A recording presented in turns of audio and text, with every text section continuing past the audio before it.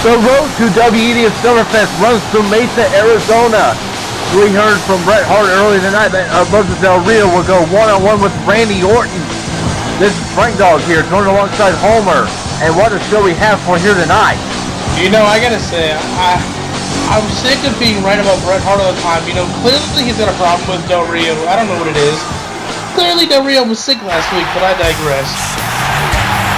But anyway, ladies and gentlemen, we're here to start out Smackdown with the Intercontinental Champion, who is set to be at ringside at commentary to witness this #1 contenders match between Cody Rhodes and Evan Bourne. Well, you know, no doubt he's interested in seeing who ends up winning this matchup, because this is going to be who he's going to defend his title at Summerfest against. But you know, the least he could have done is put on a real shirt.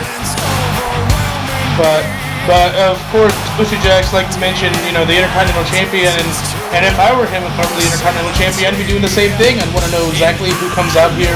I want to come out here and see, you know, as close as possible who wins that match, who his opponent's going to be. What's going on, Oshujax? How's it going?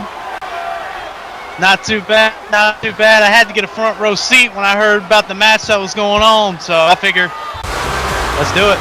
Wait, here comes Cody Rhodes, who defeated Kofi Kingston on the last episode of Smackdown. And I tell you what, Cody Rhodes is on a roll. I mean, this is the man, right now, if you ask me, this is the man to beat. You know, you better look at him very closely. You might be looking at the new #1 contender. He'll have to beat Kofi Kingston, if I remember well, tonight. Evan Bourne. Evan Bourne, excuse me. He beat Kofi Kingston on the last Smackdown, which is what makes him such a high, which is what puts me so, which makes me think that that's why he's going to be the new #1 contender, because he was able to defeat Kofi Kingston. Kofi Kingston's a former WEDF champion. Cody Rhodes has beaten the likes of Edge and Kofi Kingston lately. I mean, the man's on a roll, Oshujax. You better take note. I mean, you've been racking up victories during your Intercontinental title reign. I tell you what do you think of Cody Rhodes attacking your character like that, saying that you became a sellout? I don't know what he means by selling out. Selling out would mean I'm doing something that I don't want to do. No, I chose to go this way because I'm a competitor. I'm a competitor first. I get in the ring and I enjoy competition. I enjoy facing men like Evan Bourne, guys who go ring out and go and you know, put their heart and soul on the line, show the world what they got. I love competition. Here's a man. Here's a question. I'm sorry, I want to know, with all the chances that Evan Bourne has, what makes you think, as the Intercontinental Champion, that he deserves this opportunity tonight? Well, I mean, look at how Evan Bourne has been over the past season. You got to look at just all kinds of matches that Evan Bourne has been having. He has been going out there and he's been proving himself as a competitor. He's been going out there every night, showing the world exactly what he's got. He had a strong run in the King of the Ring tournament. If I remember well, he main evented Smackdown one time before and came out victorious. Evan Bourne is so underrated. And I gotta say, Evan Bourne, if he wins here tonight, good for him. If Cody Rhodes wins here tonight, good for him. Well, I'm just here to see. Something Evan Bourne has lacked, though, is that big victory. Looks like Jeff Hardy over on Raw. What do you think that Evan Bourne's got to do to get that key victory, that career-defining victory? Wait, Cody Rhodes. Uh-oh. Eyeballing the champ. Shine. See, that's why you don't do that. Cody Rhodes took his eye off the ball, and look what happened. Evan Bourne takes advantage of it. That's why he fights. See, look at this. Both of the guys making their presence known. See, they realize that you're sitting right here. They gotta, you know. Well, they gotta realize that they have a #1 contenders match going on. They gotta beat the other man in the ring with them. They ain't gotta worry about me until Summerfest. Now here's something that I know a lot of people have been wanting to ask you, and something that I've really had on my mind for some time. That is, after the loss that you took to Brock Lesnar, what makes you think that you still deserve to be the Intercontinental Champion? Well, let me put it to you like this. When Brock Lesnar faced me for the title at Rebellion, I went in there and I showed him what I was all about. I beat him for the title. I beat him in a match that matters. So even if you look at King of the Ring, we're still 1-1. We are still even. Well, you got destroyed at King of the Ring. by a much motivated Brock Lesnar. Wait, Cody with the early cover. And then we got a kick out. I mean, I'm not going to make any excuses about that, Frank. And hell, I even know the WEDF doctors are worried about me. I had them telling me you might as well go ahead and drop the title. Wait a minute. Look at Evan Bourne. We got a 2. No. We got a 1. We got, no. Another counter. We got 1. Another counter. Tell you what. I had them telling me, the WEF doctors have been telling me you might as well go ahead and drop the title. Here's what I told them. I'm a fighting champion. For 400, 500 days, I have been a fighting champion from start to finish. It doesn't matter who has been in the ring with me. Yeah. I've been hit. Evan Bourne, we got a 2. We got a kick out. Evan Bourne got us open. Evan Bourne taking a nasty cut to the forehead. I tell you what, though, Evan Bourne, while getting busted open, actually won a match against you. Hey, look, I'm not going to say anything against that because you saw what happened when we went to WrestleMania. I got him in the ring one-on-one after we got rid of Ziggler and RVD, and we saw who the better man was that night. So what do you think of this strategy of Cody Rhodes going for all these quick covers? Well, I mean, that's exactly what you got to do with Evan Bourne. I've been in the ring with him plenty of times. Evan Bourne is an energetic high flyer. He runs on adrenaline. You have to tire the man out. Even though he's got so much heart and determination, you tire that man out, he is just about as effective as wet paper bags. We got Evan Bourne going up high risk.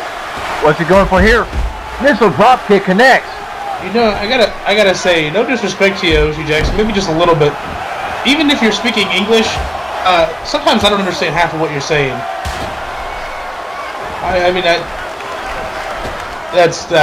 Who do you think I am, Smokey? Oh, look at Cody Rhodes. Wait, Cody. Listen, we got a 2. We got a kick out. That's not something we normally see from a guy like Cody Rhodes, but this match has notice that he's unbelievable to kick off Smackdown. Been back and forth here. It looks like he's adapting to his opponent, which, if he were to win tonight, might be something we see against you. It might be, but hey, like I said before, win the match first before you start talking that shit. Wait a minute, Evan Bourne. That standing moonsault right there. Into the cover. We got a 1. We got a 2. And we got a kick out. I mean, I'm just saying, whether or not Cody Rhodes wins this match, I am a fan of his, so, I can't help but like the guy. I mean, there's nothing wrong with Cody Rhodes. He's got the talent. He's got everything it takes to succeed. He's like Drew McIntyre, though. He runs his mouth too much. He gets arrogant. And if Cody doesn't stay on his game and stay on the ball, he will lose to Evan Bourne here. But so far, that doesn't look to be a problem. It's all business. You can't underestimate Evan Bourne. And wait, no, I thought he was going for crossroads there. Wow, but you see what he did, that knee connected with the back of the neck. Evan Bourne could be done. No, Evan Bourne continuing the heart. I tell you what, you can't underestimate the heart and desire that Evan Bourne has. He wants to win that Intercontinental Championship that's really been in his dream sight for the past year and a half. That's why I look at Evan Bourne and I see he's kind of like me. Doesn't matter if he gets hit by a freight train, he wants what he wants. And I want to be the Intercontinental Champion. I don't care if Brock Lesnar tore me up. I don't care if I can barely see what I'm doing. I don't care if I'm limping out to the ring. I am the champion. Oh, wait, look at this. Alabama slamming. Evan Bourne is continuing to lose tremendous amounts of blood. This could be it. What, 1, 2, and no. The longer this match goes, Evan Bourne continues to lose all this blood because he's bleeding like a stuffed pig. How much does he have left? It's like I said, though, Frank, resilience. Evan Bourne wants to go to Summerfest and compete for the Intercontinental Championship. You can't take that away from him. Well, there's no doubt. Well, the road to hell is paved with good intentions, Oshujax. Wait a minute. Hurricanrana, 2. No, look at that. Wait, look at Cody. Both of these men really want this Intercontinental Championship opportunity at the big show in Los Angeles, California. Cody Rhodes, I think Evan Bourne called onto that. You can see he's holding his head. The pain has got to be reeling with that open wound. Evan Bourne was maybe trying to think of shooting star press, but he was too slow to get to the top rope. This could be dangerous. Superplex. And you can see the pain in Evan Bourne's back. Wait a minute. Roll up. 1, 2. No. Evan Bourne, I forgot to mention this, beat Jack Swagger on the last Smackdown. We saw Santino Morel at ringside. I'm not sure why. And around the time these two met was in the King of the Ring tournament where Cody Rhodes lost to Evan Bourne. Wait a minute, Evan Bourne up high. But Cody Rhodes quickly making it to his feet. But wait a minute, Evan Bourne, could he win this? No! Oh, wow. He got caught. And look at this. Cody. Crossroads. Catches him in the crossroads. Is this it? 1. We see a number 1 contender. 3. Cody Rhodes is #1 contender for the Intercontinental Championship is a big pivotal victory over Evan Bourne. Now he's 1-1 against Evan Bourne. Big key victory when it went. Well, it is now official, Oshujax. You know exactly who your opponent's going to be come when we get to Los Angeles. So I will see if Cody Rhodes wants to put up or shut up. He wants to talk about how the Intercontinental Championship needs a facelift, how the champion needs to be more dashing. Get in the ring with me and do something that nobody else has been able to do. Let's see what you got. Let's see if you got the intestinal fortitude to step in the ring with the greatest Intercontinental Champion of all time. Question is, and beat him. 200%.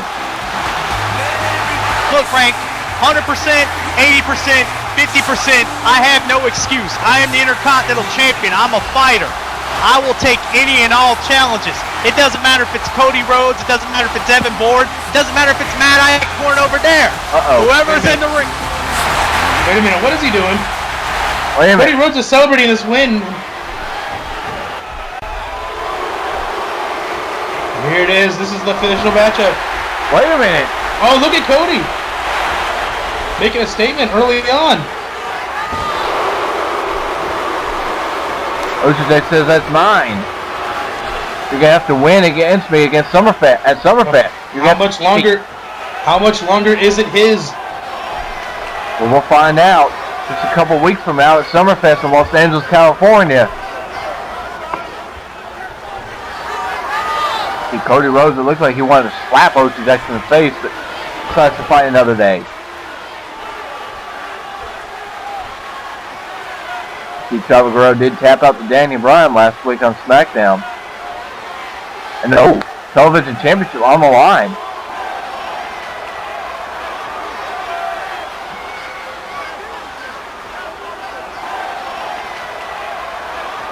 What do you mean he didn't tap out? Hey, I didn't see anything. Chavo tapped out. You saw it. Fine as day. See, Huno, Chavo's apprentice, will be going one-on-one with Daniel Bryan up next. I tell you what, Chavo Guerrero's going to be scouting Bryan at ringside. I don't think Chavo Guerrero told us against Daniel Bryan, but up next, we're going to see a key matchup here. Daniel Bryan against Huno up next on Smackdown.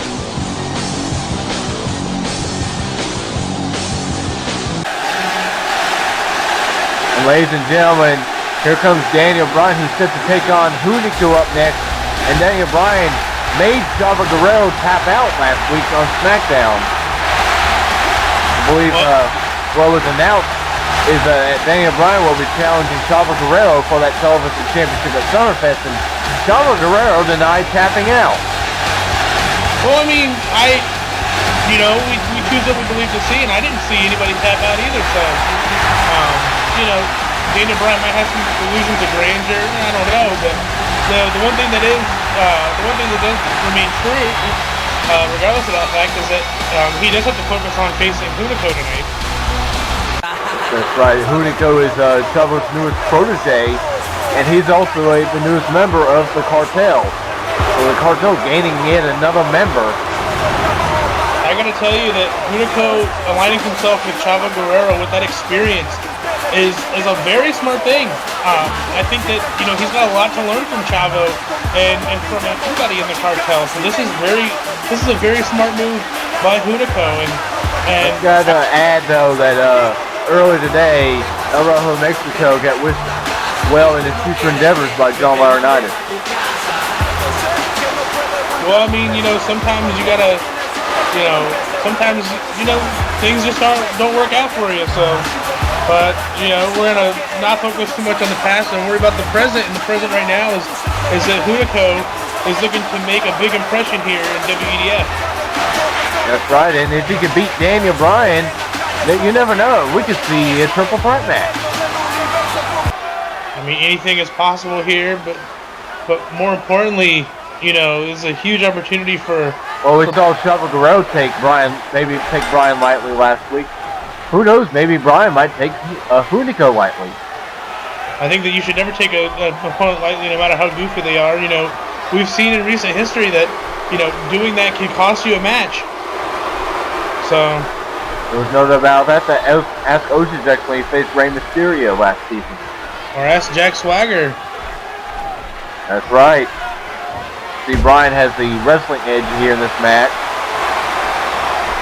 Getting in the face of Hunico. It took him 10 years of indie experience to finally break it into a company like WEDF. So. And now he's bombarded himself with catchphrases to get the crowd over. But anyway, they've worked to an extent.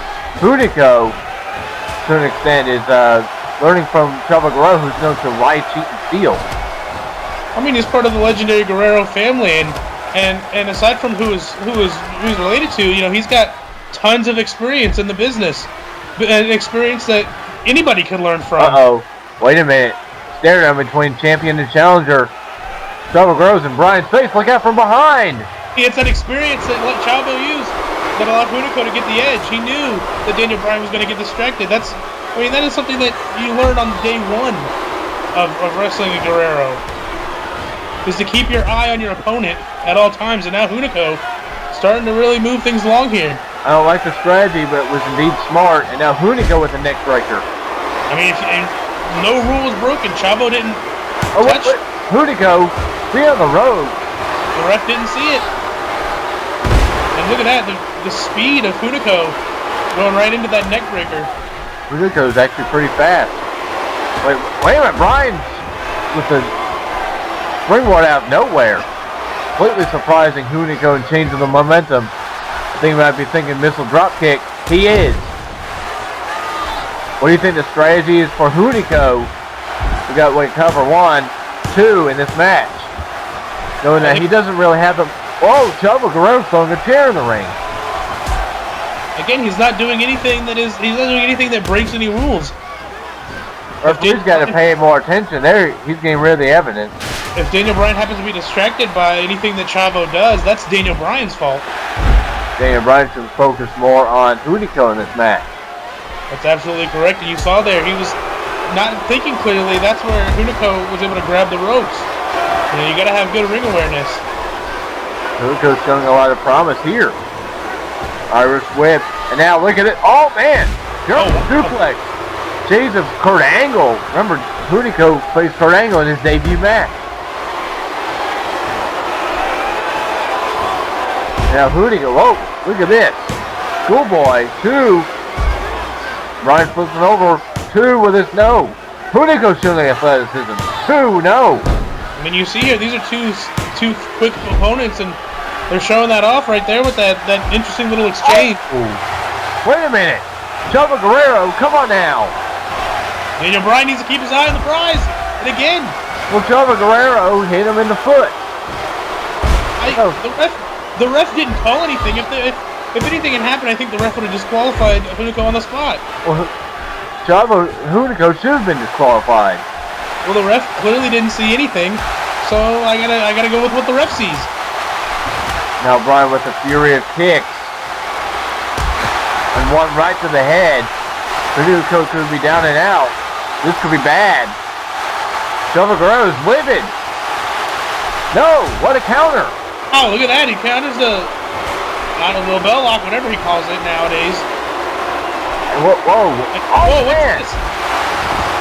What was that? I don't know, but he could have got the job done. Who knows? Tell you what. Kicking out. Wait a minute, Bryan ducked over whatever Hunico was trying to go for.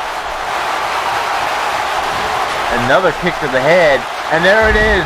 The LaBelle Lock, and Chavo Guerrero is having a fit back. Wait a minute, Chavo Guerrero's in the ring. He's livid to see Hunico in the LaBelle Lock. I don't know, Chavo's trying to break this up. And there's a DQ.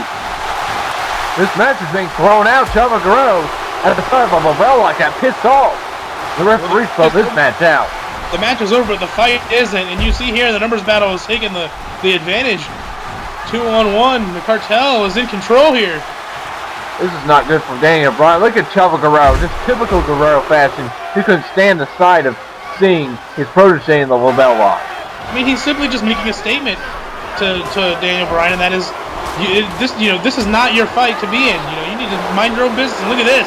Chavo Guerrero should have minded his own business. Ooh, and a huge gory bomb from the television champion. This is the downright nugget. Now, looks like Hunico getting shots in too. This is all what the Cartel's all about. Beat down. You seen what happened to Kurt Angle, Rey Mysterio, Sin Cara. Here we go. Chavo, frog splash, exclamation point. And now the Daniel Bryan.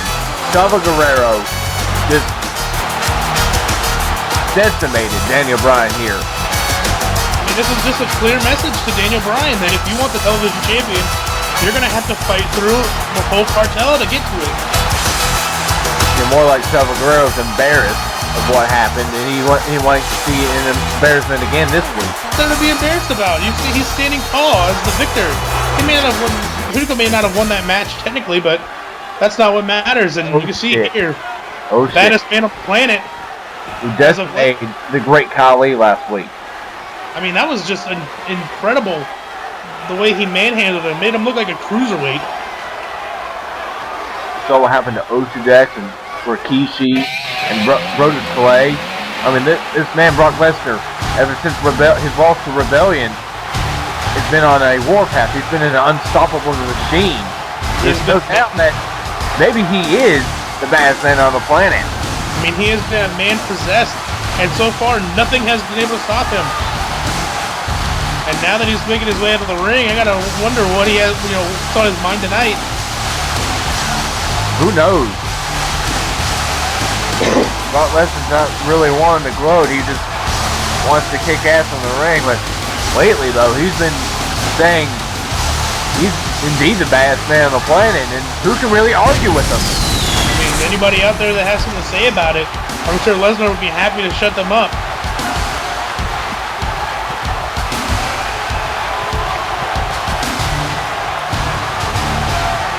Lesnar coming out here to say something, but what he has to say, I have no idea.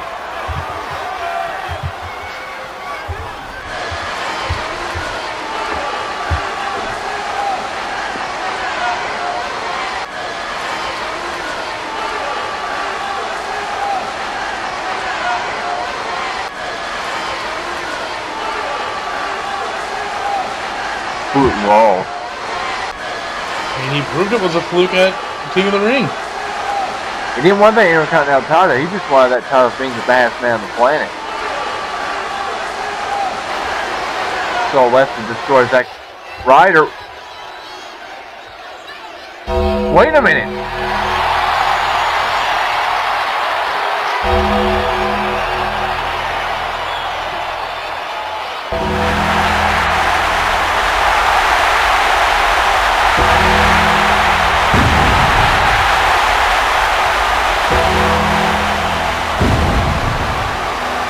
Could it be?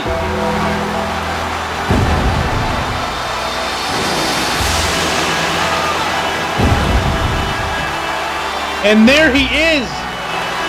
I thought we were being duped for a moment. It's The Undertaker, who we haven't seen since the 4-year anniversary show. And what better response than Lesnar to say that he's the baddest man on the planet for somebody like The Undertaker to make his way out here.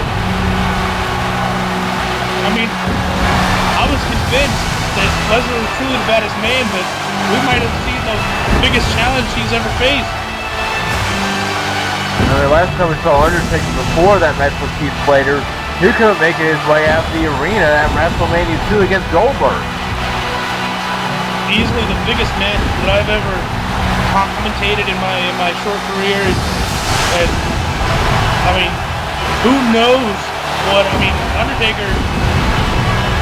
I don't know what he's been up to or what's in his head, but this is huge. This is downright unbelievable, as someone would say. Look at the intimidation. This entrance is legendary. If you get bone chills, I'm just at commentary at ringside. I've got chills going down my spine when I see the Undertaker, a legend like this, coming down the ring. If you look in front of us, the one man who's not intimidated in the least is Brock Lesnar. He seems to be in the same exact. He's looking the same exact way that he did while he was when he was coming out to the ring. This is insane. Never seen someone not intimidated by the Undertaker ever since Abyss, and that's saying something.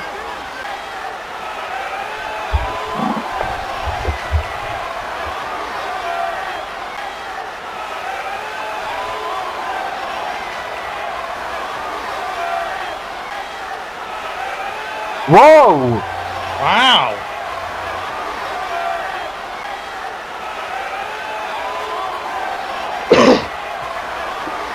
This could be huge.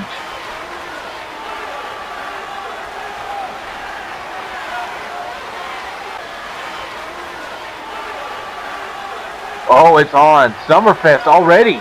It's official, and this is Wait a minute. Wait! Undertaker! Whoa! What? What the heck? Whoa! He caught him! He's locked in the Kimura lock! Oh my goodness! He can break Taker's arm! Said he was not intimidated. Oh my goodness! I'm in complete shock here. He just counted the chokeslam into the Kimura. We just got word that this match was official. Brock Lesnar accepted the challenge, and now it looks like be a decision Taker was going to regret. Taker's arm could be broken. Then you've got to get security out here. Somebody's going to do something about this. But who? Who would possibly get on Lesnar's bad side at this moment? We have the whole arena emptying out. I mean, a superstar from the locker room. Trying to get Lesnar off of Undertaker. Undertaker's having to get tended to by medical staff.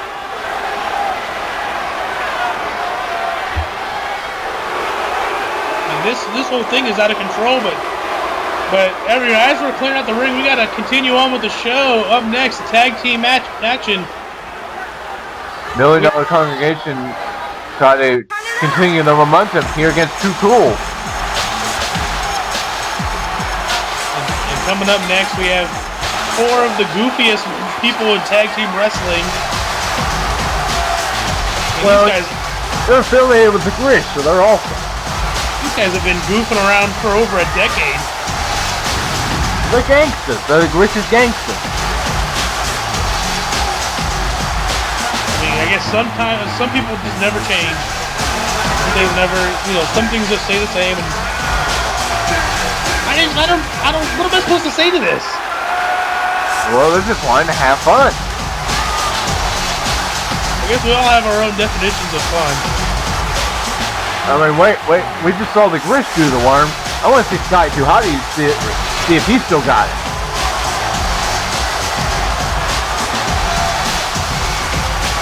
Guess anything can happen here in WEDF, so here come the tag team champions.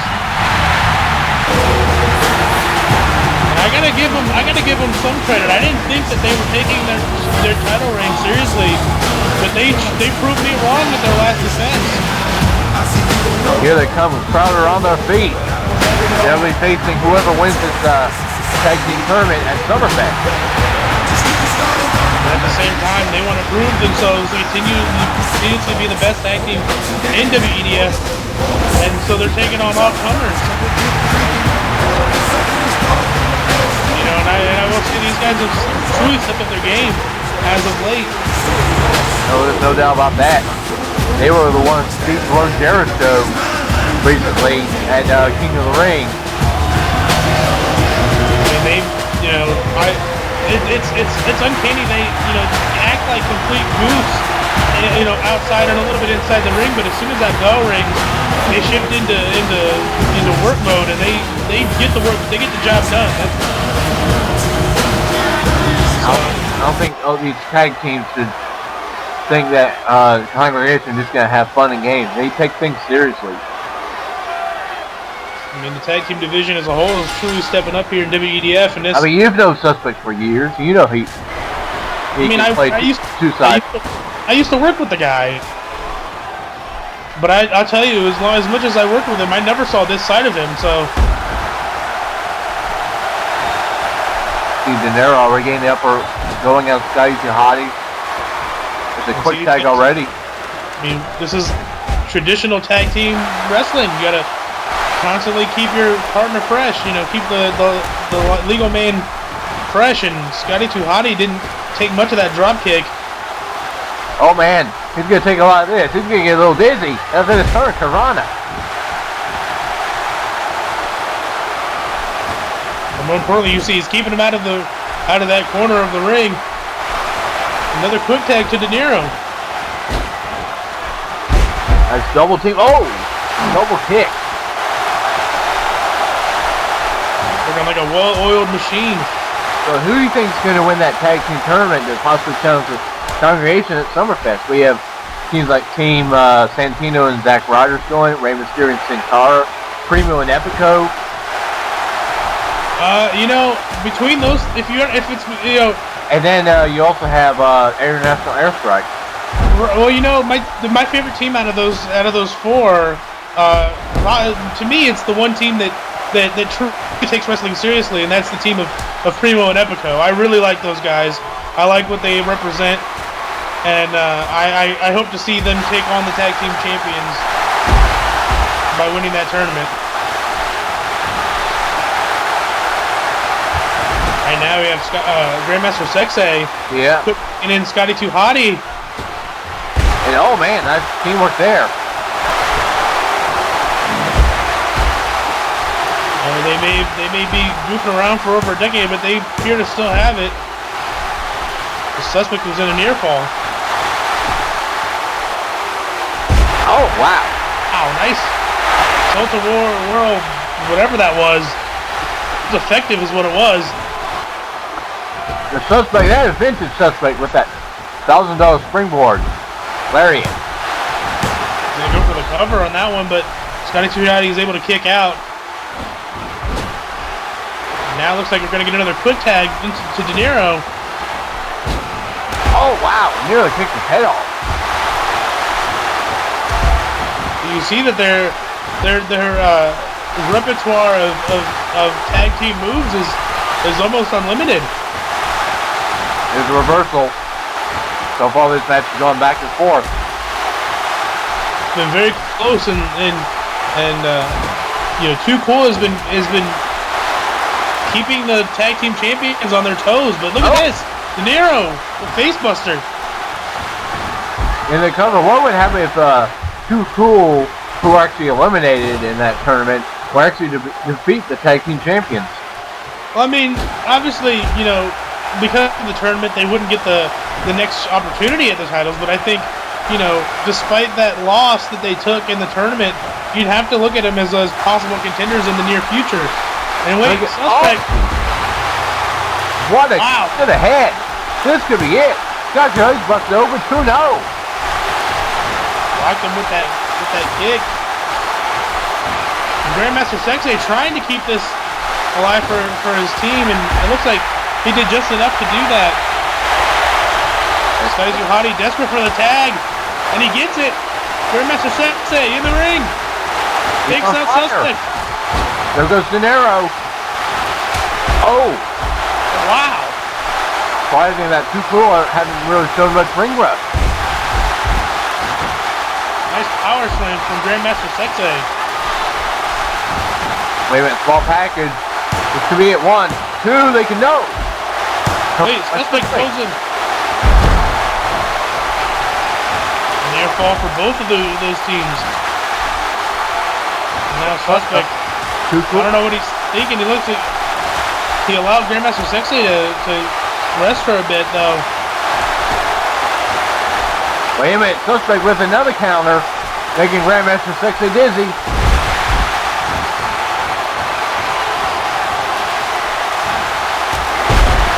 Falls up with a nice drop kick.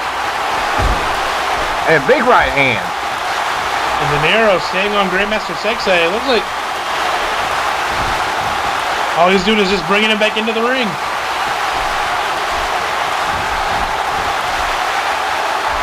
If it was someone like Primo and Epico, they'd be targeting him on the outside. I mean, you can't prove that. But the important thing is De Niro now in the ring. Big uppercut. Looked like Grandmaster Sexay was going for a counter, but they got hit on the rebound. Another big uppercut from De Niro. Wait a minute, I think De Niro might be setting up for the DDE. Will this be it? No! Grandmaster Sexay with the counter. Too Cool still in this one. You see those shots by D'Angelo De Niro, who's known to be a boxer in his career. Look at these shots. These quick hands are dangerous against Too Cool. And that's a big busted open. I don't know how he did it. I mean, I don't know what he hit, but his elbow rocked something and then busted him open. And the right to left again. Combination brings him to the ground, and now Suspect being tagged in. I think it might be time for the $1 Million Lariat. Wait a minute. He's dazed. Oh, there it is. Oh, there it is. The $1 Million Lariat for the Suspect. Here's the cover. We have it. It's done. Once again, the $1 Million congregation, impressive. $1 Million congregation were indeed impressive here tonight on Smackdown, defeating a team that took them to the limit in Too Cool. Veteran tag team with a lot of experience with the $1 Million congregation, you know, continuing to ride on the momentum of being the tag team champions. I think that uppercut was the turning point of that match. I think it might have been that elbow that busted him open. But here was the finish, the exclamation point, that $1 Million Lariat. Nobody gets up for that. No one at all. Well, this is JBL. Well, Mr. Layfield is an amazing man, so. Yeah, we'll hear more about that on Raw. But right now, what's important is that the tag team champions once again victorious, and yet another reason for them to celebrate. Well, there's no doubt about that. Tag team champions are going strong in the Summerfest. So the question is, who are they going to face? We'll continue that tournament on the next United as we have two big matches to take place.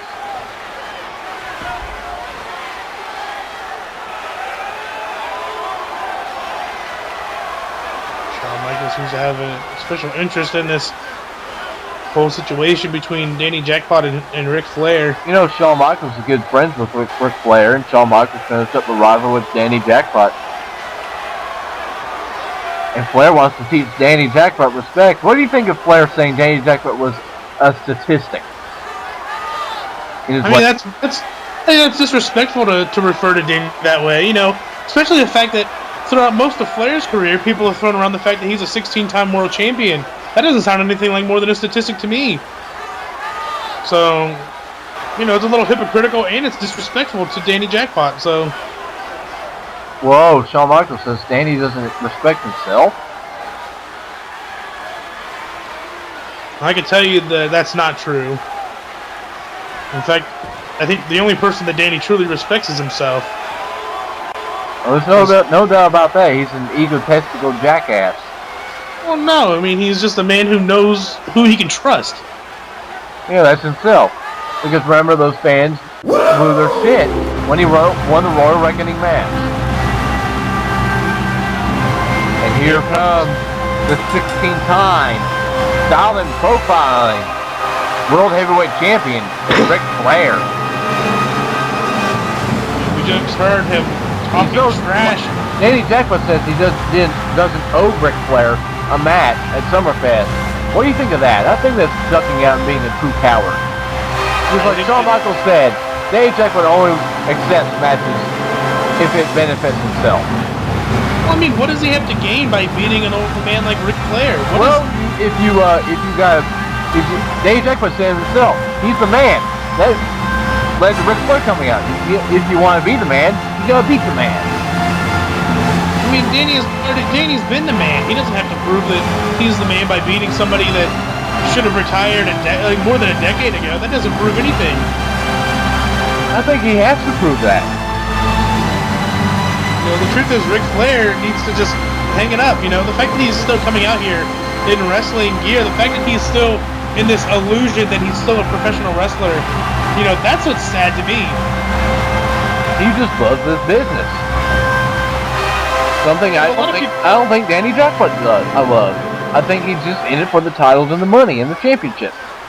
You know, sometimes that is the business. Sometimes business is money and championships.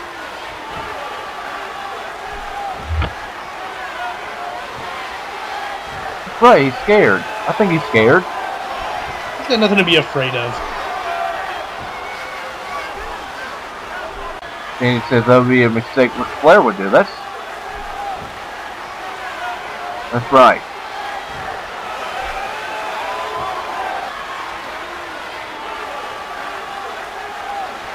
That's right. It's a damn shame. I would like to see this match. He's afraid of nothing, and he's proving it by coming out here and wrestling Ric Flair man to man. Well, here we go. Will we see Danny Jackpot accept the offer, or is he going to take his tail and leave and duck and hide? The important thing is that it is in Danny's terms, and that's what this is about. Danny holds all the power in this because that's the kind of man that Danny Jackpot is. I mean, this match could be a matchup between two superstars who hold a over 30 world championships between them.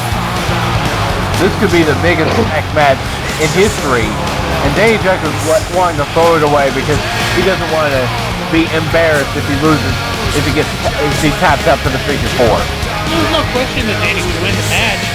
It's a matter of, like you said before, you know, what does Danny have to gain by beating up an old man? What if Danny Jackpot taps out to the figure 4 though? That's not even that hasn't even crossed Danny's mind. That's not even a possibility as far as Danny's concerned. Yeah, Ric Flair's scared. Uh-huh.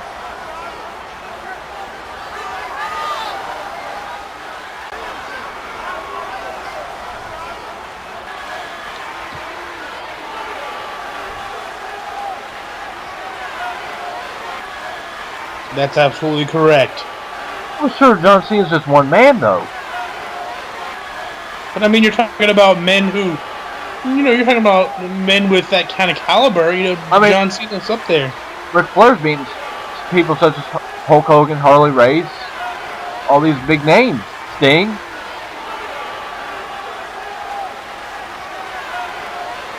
And that's exactly the philosophy you have to have.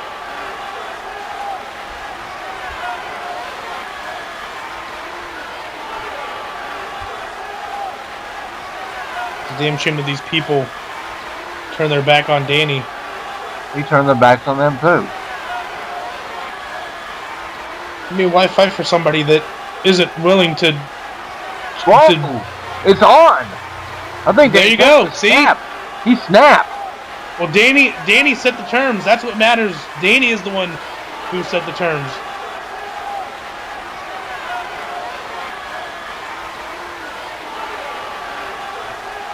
Oh, wow, that's a bold statement. Oh, wait, Danny Jackpot tried to shoot shot. And Ric Flair takes him down. Ric Flair showing he's still got it. Come on, Flair. And oh, look at this. See, there's no reason to prove anything now because you have Summerfest. That's when Danny proves that he's the dirtiest player in the game. Well, Ric Flair just proved that he's still the dirtiest player in the game. Taking out Danny Jackpot, and I think Ric Flair still has it. See Danny Jackpot getting taken down by the dirtiest player in the game, the Nature Boy. We're going to see who truly is the dirtiest player in the game, who is the better 16-plus world champion of all time between these 2 men at Summerfest. See Jerry Lawler here with Kofi Kingston. Kofi had another frustrating loss. I mean, he was unable to advance in the Intercontinental, like the mini Intercontinental title #1 contenders tournament that we saw finish earlier tonight. Well, Dolph Ziggler called Kofi Kingston. It has been just like The Rock. I mean, unless Kofi can step up and win a big matchup, Ziggler might be right.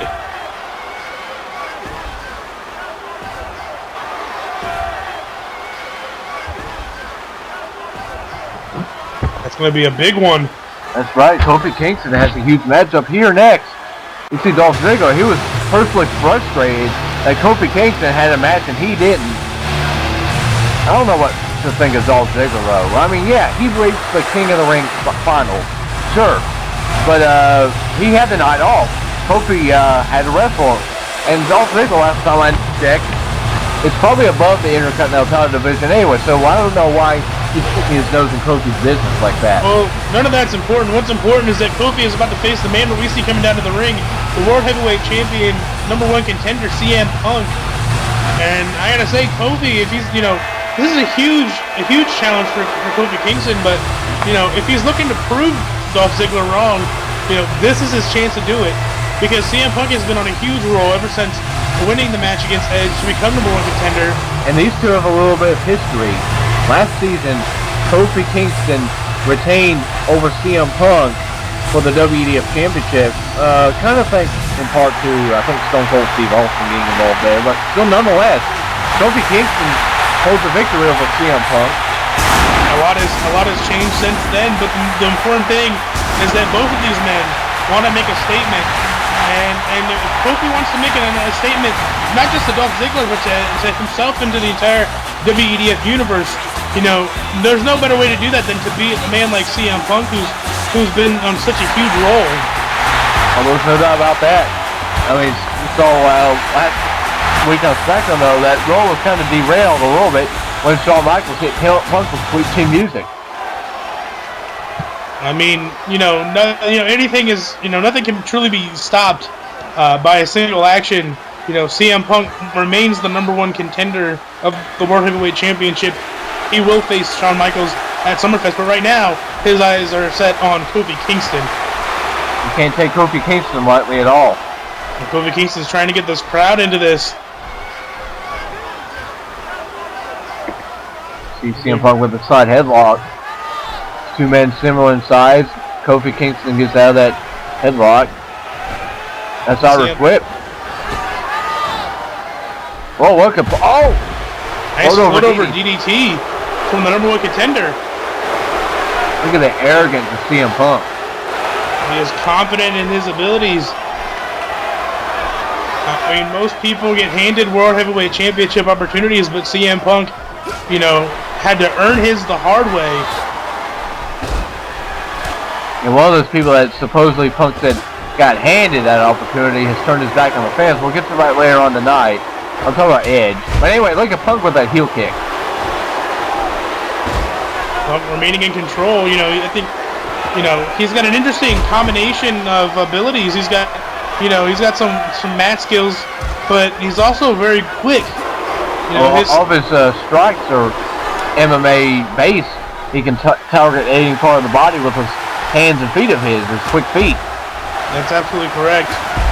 Well, you can see Kofi Kingston showing quickness there. I think Kofi Kingston does have the speed advantage on Punk. And the athleticism. Kofi might be one of the most athletic men in the WEDF. He has what I would like to call a controlled frenzy. He's dangerous when he's on his feet. And he's even more dangerous when he's leaping off of his feet. Oh, no! Oh, but look at CM Punk. He leaped to the mat there, and oh goodness. Oh, with the suicide, almost not necessarily a suicide dive, but... And now a butterfly backbreaker. He calls that welcome to Chicago. The Chicago motherfucker. And Kofi Kingston just got welcomed the hard way. CM Punk already taking advantage. This is what experience of CM Punk right here. Taking advantage of the situation. Nothing dirty about that. I mean, he's got such a, he does have a lot of experience, not just here at WEDF, but in general, and he knows exactly how to target anybody at any opportunity. But Sometimes it just takes a classic roll-up maybe to get the job done, but Kofi is able to counter it into his own special kind of... Whoa, look at the stretch. What is Punk? Overpowers him. Backslide. This could be it. 2-0. And that just shows you how close this matchup is between these two and how good both of these competitors are. But Punk... Punk right back on the offense. I mean, there was nothing technical about that. He just kicked him right in the back. Oh! That's something you gotta do, though. You gotta slow Kofi Kingston down and ground him and take him to your pace. Now that clothesline, that hammerlock clothesline, is something that Punk used to do before he came into WEDF. We called that the Pepsi Twist. And now what? Scoop slam. Oh, look at this, insulting Hulk Hogan there. Scoop slam leg drop. And now another leg drop. I mean, what matters is that it's effective. You see, 3 leg drops. Kofi might be down and out. 2-0. Remember CM Punk beat Hulk Hogan at WrestleMania. Oh! Dodges the Enziguri. He doesn't. But Punk staying. Wait. Kofi Kingston showing the wherewithal to counter there. And now Kofi Kingston has the momentum. The momentum might be changing this matchup. And there's that controlled frenzy you talk about there. Athleticism. Hits him with that uppercut. And now it looks like Kofi's feeling the energy from the WEDF universe. He might be trying to make a comeback here. Kofi Kingston is on a roll. Well, he's on a roll. Very few can stop him. And that is vintage Kofi Kingston. And the crowd is definitely in this one. And now Kofi's looking to hit him with a little bit of a boom. Boom drop. There you go. And see, he knows exactly what he's doing. He drags him away from the ropes, but CM Punk still able to counter that, but very smart from Kofi Kingston. And that's why Kofi Kingston is a former WEF champion. That's also why CM Punk is also a former champion. CM Punk looking to put Kofi to sleep. This could be it for Kofi. No! Oh, he counters him into a DDT. Kofi very aware of his environment. He has him scouted. Wait, Kofi! Wait, he calls this the SOS. This could be it. See this replay. He flips it over. Cover. This could be a 1, 2. No. I think that a victory from Kofi would almost be an upset, but he's staying in this to the end. I don't think that would be an upset considering he did beat CM Punk last season. A year can change a lot of things, but right now, Kofi doesn't focus on what happened a year ago or who CM Punk is. He's focused on this fight, but CM Punk with a huge crossbody. In the cover, this could be it. 1, 2, no. Two are putting on one. Still very close. Kofi a little disoriented. CM Punk looking to take advantage of it. We see Kofi Kingston's holding his head. I don't know if he was aware of where he was at. Whoa! Wait, Kofi trying to fight back here. And cross body. Cover. Vintage Kofi Kingston. Couldn't have it here. No, it's CM Punk kicking out. Kofi, not sure what he needs to do here. Kofi Kingston did beat Edge, but he lost to Cody Rhodes. I'm not sure if it was a downward slide. It was just a disappointing loss. Thought he had Cody Rhodes. I've underestimated him, but if he can beat the #1 contender, they can make up for it. But CM Punk is keeping him on his toes. He's forcing him to put everything in this. You know, Punk is a very tough competitor. But Kofi's also tough. High risk. Missile. Oh no! Oh wow! Crash and burn. He just blocks him. High risk, high reward, and now CM Punk running knee and bulldog. I think Kofi may have been busted open on the bulldog. I'm not surprised. We've seen so many people get busted open lately. They've intensified their game. Oh, CM Punk with the Hurricane Rana. Going right back into it, you know, not giving Kofi a moment to breathe after he kicked out. Kofi Kingston still continuing to fight. He has the heart of a champion for a reason. Let's CM Punk's taking a beating. Wait a minute, roll through. This could be it. 1, No. Punk narrowly escapes that one. But Kofi with the springboard DDT. Continuing the pace. And now it looks like he might be looking to hit the Trouble in Paradise. Wait, whoa. Wait a minute. Wait a minute. Dolph Ziggler. What the hell? Makes an excellent point here. Come on now. He's in the middle of a match.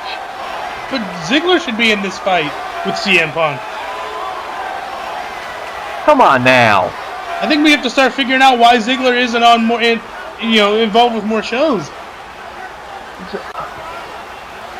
More importantly, Punk is back to his feet.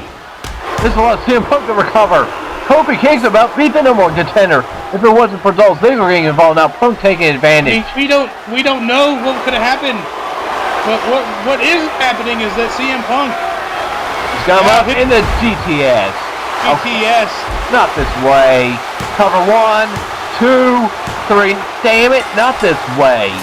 Well, Ziggler never touched Kofi, so no rules were broken here. What business does Dolph Ziggler have with Kofi Kingston? I mean, he said it himself. Ziggler is getting sick of the fact that Kofi Kingston, who has been unimpressive as of late, is being booked in matches that Ziggler, frankly, should be a higher priority for. I mean, I think Ziggler's more hurt that Kofi Kingston, much like The Rock, is a former world champion who made his way over to Smackdown. I mean, who wouldn't love to see CM Punk get in the ring one-on-one with Dolph Ziggler? That would be an amazing contest between two of WEDF's best. You don't think Kofi Kingston's one of WEDF's best either? I mean, there's nothing wrong with Kofi Kingston, but the fact of the matter is, CM Punk has won tonight, and that's what matters. The number one contender adds some momentum. Kofi Kingston had CM Punk beat. I mean, you don't know that he would have won. You can't confirm that. The only thing that you can confirm is that CM Punk has won tonight. That's the only fact.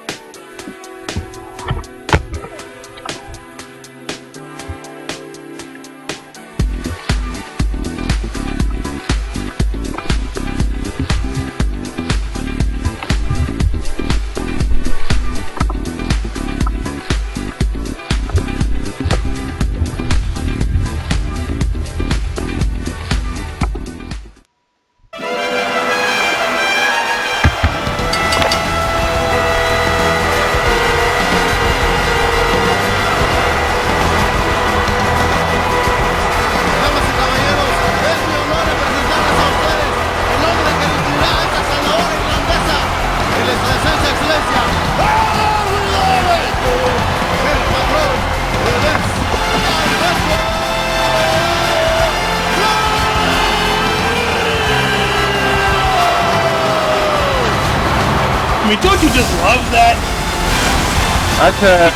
How can you not love that? You gotta love Ricardo. Like Del Rio, you still gotta love Ricardo. But anyway, you saw what happened earlier tonight. Bret Hart told Del Rio, it's not gonna happen again this way. We're gonna have to go one-on-one with the Viper, Randy Orton. And if you don't go on with this match, you'll end up like what you did to Kurt Angle last week and go in a 2-1 handicap match. I think that's justified here. Del Rio wasn't truly sick last week on Smackdown. He faked illness. I mean, regardless of the fact, Del Rio did what he did. Had Kurt Angle. And his plan worked. I'll tell you what though, he's going one-on-one with the former WEDF champion, the Viper, Randy Orton. And this is a really, really huge match for both of these men. Trying to bring themselves back and, get themselves into that main event picture. And so this is a huge opportunity, not just for Alberto Del Rio to prove himself as he looks to face Kurt Angle, but Randy Orton looking to get back into the world title hunt. Well, we saw that Randy Orton and Sheamus weren't here on the last episode of SmackDown, mainly because they were banned from the arena. That's in the week before. That is absolutely correct. And those two have just continued to fight. I mean, that's a matchup that you have to know what's coming for both of these men. You're talking about Randy Orton, who, you know, is a cold and calculated fighter, and then Sheamus, who's just an Irish man. I mean, that's all you need to say. Sheamus was bitter because he lost to Randy Orton in the King of the Ring tournament and decided to call Randy Orton. Well, I mean, you know, everybody has their motives for doing things, and so, you know, you can't hate on people's reasoning for doing things. Still, it's not right. It's not the right way of doing things. Anyway, let's get on to this match. It's underway. Randy Orton taking on Alberto Del Rio. This would be an interesting match of two different styles. Talking about a straight-up brawler in Randy Orton, and you're talking about the Mexican aristocrat Alberto Del Rio, who's got a lot of background in the lucha libre style. But at the same time, he's a great technical fighter. Randy Orton can adapt to many styles. And you see the cockiness of Randy Orton as Del Rio's on the outside. Randy Orton with those strikes. And Randy Orton's in a foul mood here tonight. He was upset that he wasn't here on Smackdown to get his hand on Sheamus. When is Randy Orton not in a foul mood? He's always in a foul mood. That's a reverse outward whip. And then, whoa, Randy Orton exploding with another clothesline. And now this is the cold calculated style. That knee across the chest. That's vintage Randy Orton. 2-0. But you can't count out Del Rio.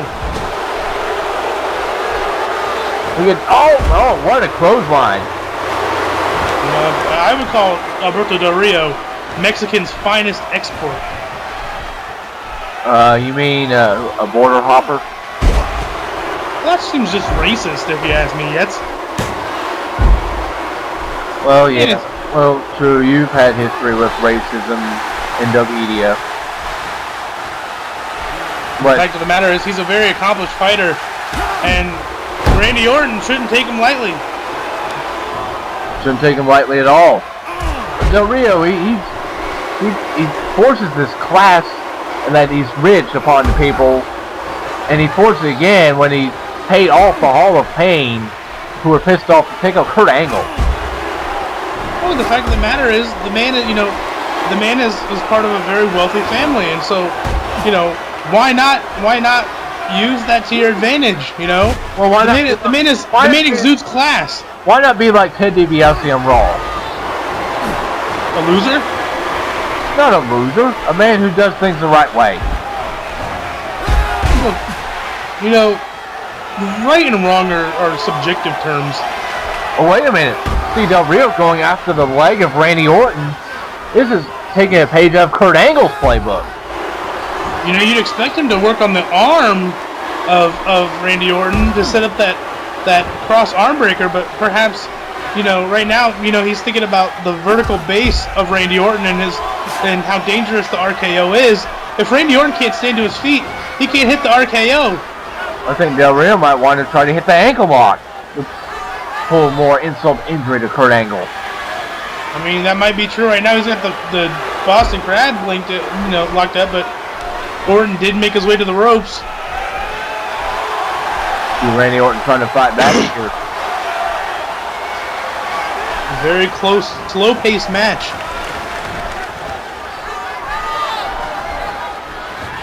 And Del Rio again right back to the leg. Specifically working on the knee. This could be, here's a cover. 1, 2, no. And Randy Orton catching Del Rio out of nowhere with a running power slam. And I think the Viper's feeling it. This is where Randy Orton could be very dangerous. And clothesline. Hello. Oh, look at this, Del Rio. Had him scouted. That was a surprise there, and and he rocks him with the enziguri across the back of the head and the neck. Remember, Orton has a little bit of neck problems. Cover 1, 2, no. And again, right back to the kick. No, there goes Del Rio going flat. Randy Orton again Hearing those voices. He's going to the outside. Oh! Whoa! I was gonna say Randy Orton needs to be careful, but he saw it coming. And wait a minute, there. Perplexed, and Orton is feeling it. Sends Del Rio back into the ring. What's he thinking here? I'm not sure what does he think. He's missing those strikes, a little bit dazed. Uh-oh. We know what this is. We saw him do this the Great Khali a couple weeks ago, too. Oh, wow, and the DDT busted open Del Rio. And you see there Del Rio being smart, taking a breather here, and... No, he's just setting him up. That's typical Del Rio. You know, Orton should have been smarter than that. Lying, cheating, and stealing. Looks like Chavo Guerrero, part of the cartel. That's what the cartel's all about. And now Del Rio possibly looking to set up the cross arm breaker. Is he gonna? No! Oh, wait! Surprises him with a roll up. Who knows? That might have been smart. I mean, we weren't seeing that coming either, so there's no way Orton could have saw that. Uh-oh. The Viper's coiled. He's ready to strike. Is it time for an RKO? Strike is prey, but Del Rio shoving Orton away. And Del Rio goes. There it is. Now he's working on the arm. The German suplex.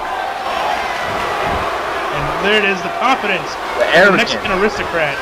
The arrogance of the Mexican aristocrat. And now Randy Orton throwing. Uh-oh. No! Del Rio's in a bad place. This could be it. Oh, that's that vintage backbreaker of Randy Orton. I think the Viper is ready to end this now. Now he's doing it again. Wait a minute, Sheamus! Sheamus! Oh my goodness! Come on now!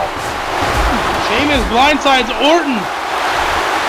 Oh, come on now! Not another cheap big. Oh my goodness! And now the numbers game is picking up for Orton. Sheamus and Alberto Del Rio, I thought I would never see them work together, but they're tearing apart Randy Orton. I mean, you keep, it's all about having a common enemy. Well, Orton trying to fight back against Sheamus. But see, the numbers game, too much. Yeah, that's something Del Rio's all about. He's prone to use numbers game to his advantage, no matter what the circumstances are. The still continues on Randy Orton. Uh-oh! Here comes the cavalry! Sounds like Kurt Angle's out here to even up the odds. Here we go! Here comes Kurt Angle to the stage. Of course, Kurt Angle, no stranger to Alberto Del Rio. And here comes Kurt Angle business. And now he's making a beeline to Del Rio, and now Orton working on Sheamus. Orton recovering. The odds are now even. Now Angle and Del Rio going at it. Orton and Sheamus are going at it. Orton has recovered. And oh my, what a clothesline. I mean, the strength of lifting. Wait a minute. Both men setting up. RKO. And the Angle slam. Angle slam to Del Rio. And there goes Sheamus. Orton able to narrowly escape this thanks to Kurt Angle coming to the base. Oh no, here comes the general manager of Smackdown.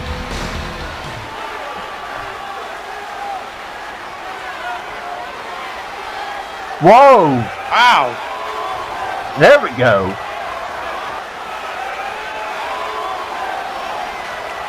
All right now, playa.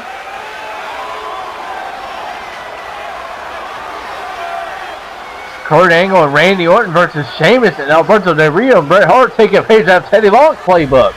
Huge tag match set for next week on SmackDown. That's going to be huge. Speaking of tag teams, you're the tag team champions. Earlier in the night, they won against Too Cool.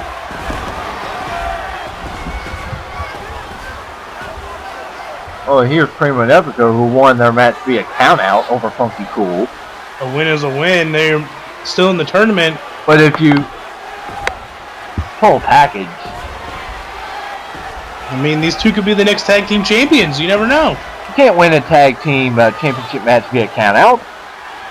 Well, I mean, clearly that's not how they're going to win the match. Yeah, that's right. Somebody has a good point. You gotta win the match in the middle of the ring to become tag team champions. You can't be bragging about your victory to the tag team champions until you win that tournament. You know, the thing is, you can't sleep on Primo and Epico as a tag team. You know, they could surprise everybody and take the whole tournament, and then turn around and then win the tag team championships. You never know. They've got to prove it first. They are proving it. Well, they haven't proved it till they become no more contenders. And that's right. The congregation won a tournament before too, and they never bragged about it. They went and did their business against Jericho and beat them and became tag team champions. I think Primo and Epico should keep their mouths shut and go do some training on their rafts in Puerto Rico. All right, now that's the racism has got to calm down here. Oh, I've been hanging around some former racist dictator lately for some reason. I don't know why. Well, anyway, Either way, huge main event tonight. Shawn Michaels is going to take on Edge, and this is going to be big because we've seen what the mean streak that Edge has been on as of late. Will the World Heavyweight Champion be ready for it? Here comes Edge, as we mentioned. Edge a couple weeks ago, had a complete change of character. Oh, there's no doubt about that. I tell you something, if Edge could beat Shawn Michaels, we just see the rated R superstar back in the title hunt. For once, he would have earned it. I don't know what Edge is thinking. I'm sorry? I don't know what Edge is thinking right now. This change of character doesn't have to do anything with problems here in SmackDown. It has to deal with Edge losing 2 matches in a row, getting pissed off at himself. It has to do with the fact that he started to realize that, this company, first of all, Edge has never been the kind of guy to care what the fans have thought, but, he's going back to, his true self as the ultimate opportunist. That's what he's always been about. The only good thing about it was live sex with Lita. Anyway, here comes the World Heavyweight Champion Shawn Michaels, who is rolling right now. I mean, this man is especially after that sweet kid music and his face-to-face encounter with CM Punk last week on Smackdown. He can't worry about CM Punk. The only thing that he needs to worry about is Edge. Because Edge, lately has been on a roll. Ever since his change of character, I think realizing who he truly is, has brought back the Edge that, I personally know and love. You mean the Edge that cheated his way to those World Championships he won in seasons 1 and 2? I mean the Edge that has always been the ultimate opportunist, and has recognizes that when an opportunity is in front of you, you take it, and you don't ask questions about it. Well, last week on SmackDown, we saw Edge defeat Tyson Kidd. And then the week before that, speared Tyson Kidd, saying that his win was a cheap victory.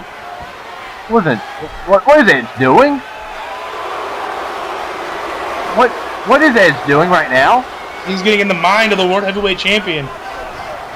Wasting time here, that's what he's doing. I mean, we're on Edge's time now. This is what he's saying to Shawn Michaels. Get back in the ring and compete. You say there's problems here on SmackDown, Edge, you've become a big problem. He'll get in the ring when it's his time to get in the ring.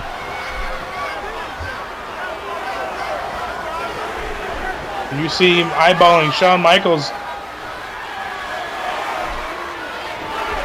Come on, Edge, get in the ring. He's not proving anything by doing this. He's proving that he holds the power. Shawn Michaels may be the World Heavyweight Champion, but Edge is the one who holds the power in this matchup. This is ridiculous. Get back in the ring and compete. That's what we do here on SmackDown. We don't stall and waste time. I think Shawn Michaels is getting a little fed up right now. Maybe Shawn Michaels should do something about it. We're up to an 8 count. He's not doing anything about it, so why stop? A 9 count. Edge is back in the ring. And and there we go. See? Come on now. He controls everything, and Shawn Michaels should have been more careful. This is vintage Edge at his finest. Typical ultimate opportunist right here. Trying to get the upper hand. And neck breaker. Which is a very smart move to do against Shawn Michaels. Go to Shawn Michaels. And Michaels coming back, swinging neck breaker. The World Heavyweight Champion is coming back against the Radar Superstar.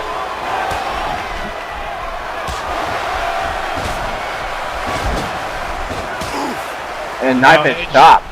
It's caught in the turnbuckle, but catches Shawn Michaels, and now you see he's working on the World Heavyweight Champion.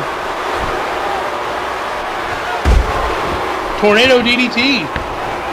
I won't really support Edge until he really wins a big match or wins the World Heavyweight Championship again, but still the attitude change is just startling. It really put a sick knot to my stomach.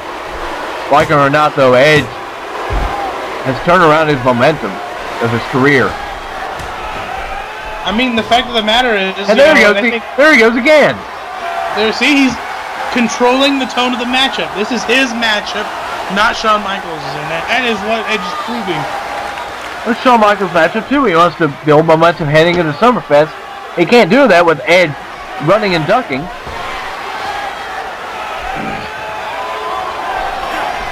See Edge again, just goading Shawn Michaels in. I mean, he's taking the bait.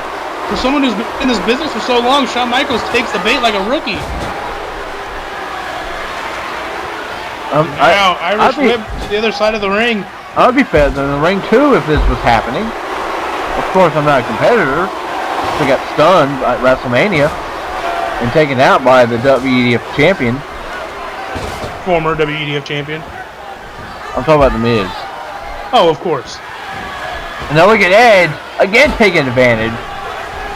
All that weight going on to Shawn Michaels. Into the cover. Everything he's doing in this matchup is perfectly legal.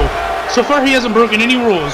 You know, he may have stepped out of the ring and set the tone of the match, but as soon as the ref says 9, he makes sure that he gets back into the ring to reset that count. And Edge, Shawn Michaels turned the momentum in his favor.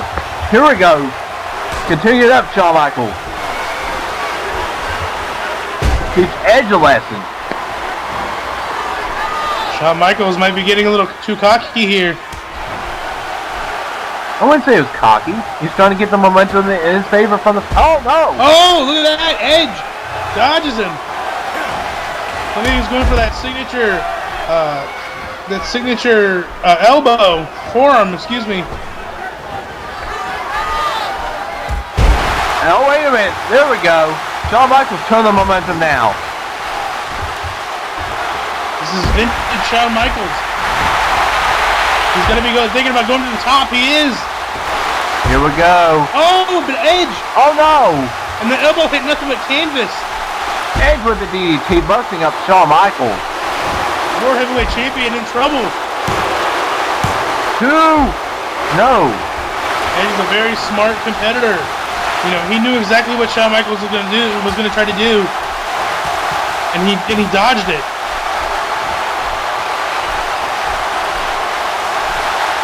Now Shawn Michaels trying to get momentum back. There's a backbreaker to Edge.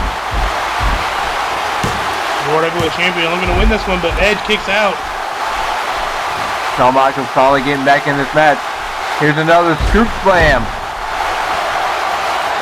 Michaels, even though he's holding his head, still continuing to fight. Oh no! Oh, look at that! He timed it way wrong, and now Northern Light suplex. It's bridged. Edge should get the victory here. Shawn Michaels showing the heart of a champion, kicking out. CM Punk's watching this match. You see off camera, he's watching it on a television monitor. I mean, he won his matchup earlier, and he's very interested in seeing how this one plays out. And wait a minute, Shawn Michaels maybe looking to go to the well again. Maybe the third time's the charm. Again? Oh! Again! Edge got up too quick. Edge is not really as hurt as Shawn Michaels is. I mean, he barely clipped him. And Shawn Michaels hit nothing but canvas. Going for another scoop slam. Shawn Michaels is dying to hit that elbow drop. There's the fourth. There it is. Fourth time is the charming. There you go. Arrogance of Shawn Michaels there.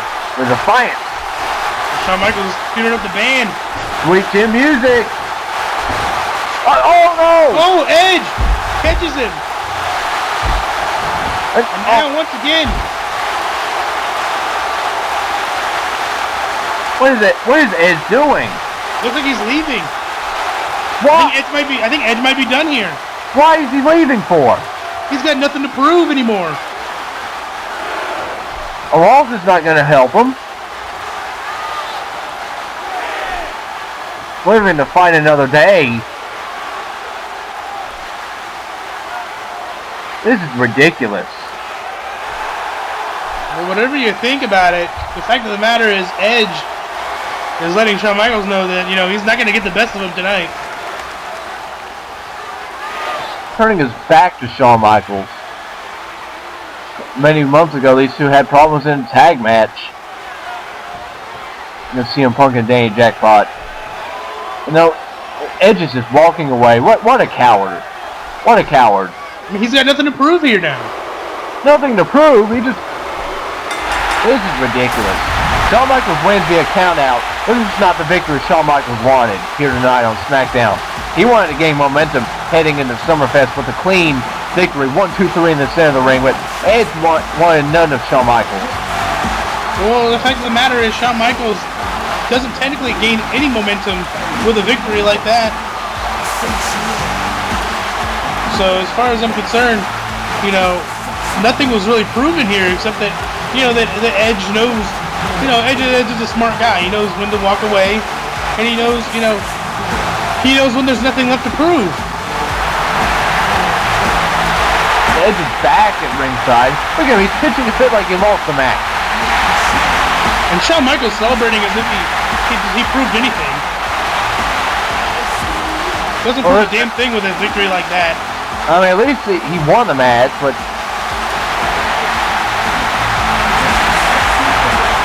I think Shawn Michaels just going through the moment. Wait! CM Punk! Number 1 contender! Oh, typical CM Punk. And look at this! Sending a message to the World Heavyweight Champion! Shawn Michaels saying, expect this. There's a GTS. Shawn Michaels may have sent the message last week, but tonight, the last words figuratively go to the number 1 contender, CM Punk. Could this be the fate at Summerfest with CM Punk standing high and tall over Shawn Michaels as the new World Heavyweight Champion? Only time will tell. For Homer, this is Frank Dog. We will see you on the next episode of ECCW. Good night. I'm sure you'll love to see